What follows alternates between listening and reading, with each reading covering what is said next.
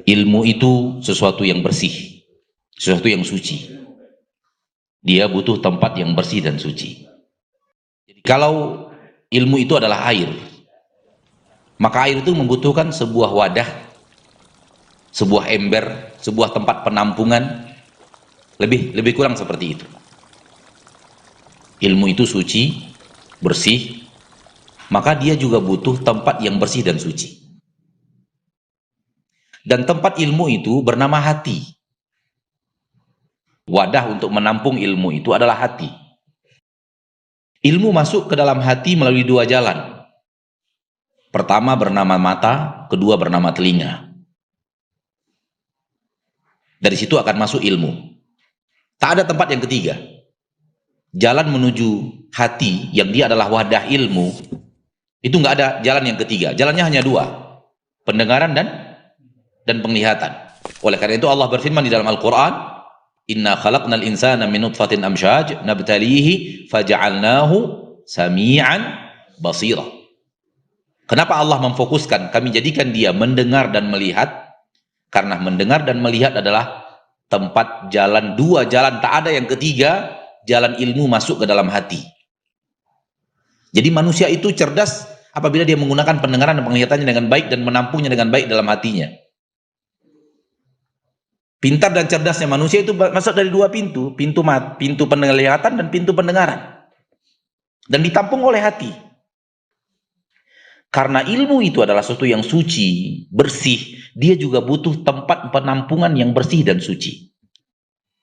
Kalau dia masuk ke tempat penampungan bersih dan suci, dia menetap di situ. Dia bertahan di situ. Namun kalau ternyata ketika dia masuk, tempatnya itu kotor, maka dia akan pergi dari tempat itu karena dia tidak bisa berada di tempat yang kotor. Intinya adalah bersihkan hati kalau ingin menjadi seorang penuntut ilmu yang benar. Bersihkan hati kalau memang ingin menjadi seorang penuntut ilmu yang bermanfaat ilmunya. Bersihkan hati kalau ingin menjadi seorang penuntut ilmu yang bermanfaat ilmu itu di kemudian hari. Bersih dari apa? Dari seluruh kotoran-kotoran hati. Dari hasad, dari dengki, dari syirik, dari riya, dari cari muka, dari bohong, dari cinta dunia berlebihan, mengalahkan cinta akhirat. Jadikan hati itu hati yang bersih. Hati yang bersih yang mana? Hati yang bertakwa. Jauh dari dosa, banyak mendekat kepada Allah Subhanahu wa ta'ala. Maka kalau ingin menjadi orang yang berilmu, bertakwalah kepada Allah. Bertakwalah kepada Allah, Allah ajarkan kalian. Allah beri kalian ilmu kalau kalian bertakwa.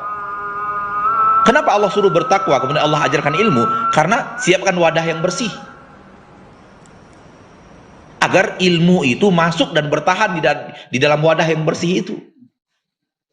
Nasihat Imam Waqi' kepada Imam Asy-Syafi'i, apa yang dikatakan oleh Imam Syafi'i? Aku mengeluhkan kepada Imam Waqi' buruknya hafalanku. Maka Imam Waqi' menasihati aku, tinggalkan maksiat. Kenapa? Maksiat mengotori wadah, sehingga ilmu nggak menetap. Dan ia mengatakan kepada bahwa ilmu itu adalah cahaya, dan cahaya Allah tidak akan diberikan kepada orang-orang yang berbuat maksiat. Jadi bertakwa kepada Allah itu hal yang sangat teramat penting kalau ingin menjadi seorang penuntut ilmu. Jauhkan hati itu dari hal-hal yang dibenci oleh Allah. Jauh hal itu dari mencintai maksiat.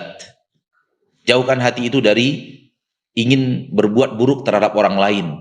Jauhkan hati itu daripada riya, hasad, dengki, iri hati,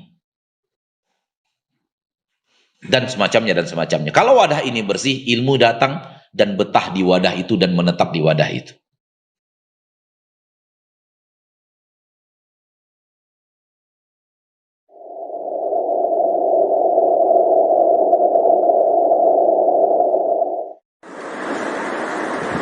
Menuntut ilmu adalah jalan yang lurus yang kita pinta setiap saat kepada Allah. Kita senantiasa mengatakan,